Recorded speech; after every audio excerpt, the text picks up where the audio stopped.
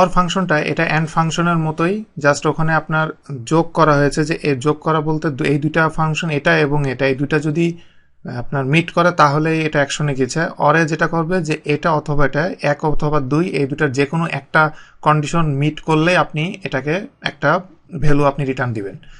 তো সেটা হলো, আমি এখানে রিওয়ার্ডের ক্ষেত্রে এখানে দেখেন আমি এখানে ভ্যালুটা একটু চেঞ্জ করেছি, যে মার্ক হবে 80+ এবং এসপি 70+, মার্ক 70+ অথবা এসপি 70+। এই যে কন্ডিশনগুলো, এই কন্ডিশনগুলো আমি এখানে অ্যাপ্লাই করব। এখানে দেখেন যে ইকুয়াল দিয়ে আমি প্রথমে মার্কটা আমি অ্যাড করব। সেটা করতে গেলে প্রথমে ইফের ভিতরে ঢুকলাম, ঢোকার পরে অর ফাংশনটা আমি নিলাম, নিয়ে আমি মার্ক ইজ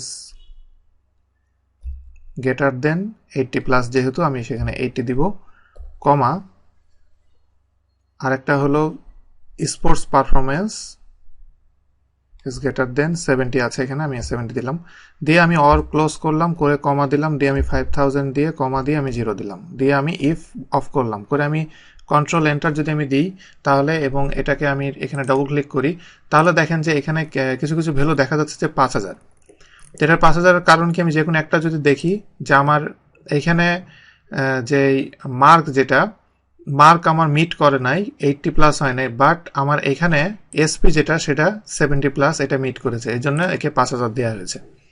তো আমার ভ্যালুগুলো সব ঠিক আছে কিনা এটা আমি ভেরিফাই করে দেখতে গেলে আমি আপনাদেরকে দেখাই যে আমি টেবিলের ভিতরে যে কোনো এক জায়গায় একটা সেল সিলেক্ট করা অবস্থায় আমি শর্টিং সিস্টেমে যে ফিল্টারটাকে ওপেন করলাম, করে আমি যেহেতু স্পোর্টস পারফরমেন্স এবং মার্কের উপরে আমি এটা করেছি, আমি স্পোর্টসের ভিতরে নাম্বার ফিল্টারে যে গ্রেটার দেন ভ্যালু আমি দিব 70, কারণ স্পোর্টসে 70 ছিল, এটা আমি ওকে দিলাম।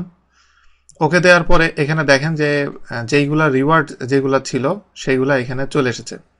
এবং আমি যদি মার্কের এইটাতে যদি আমি গ্রেটার দেন দিয়ে আমি যদি 80 দেই, তাহলে দেখেন যে এইখানে এই দুইটাই ভ্যালু আছে, যে দুইটা ভ্যালুতে দুইটাই মানে অরের ভিতরে যেটা ছিল দুইটাই এখানে ফুলফিল করে।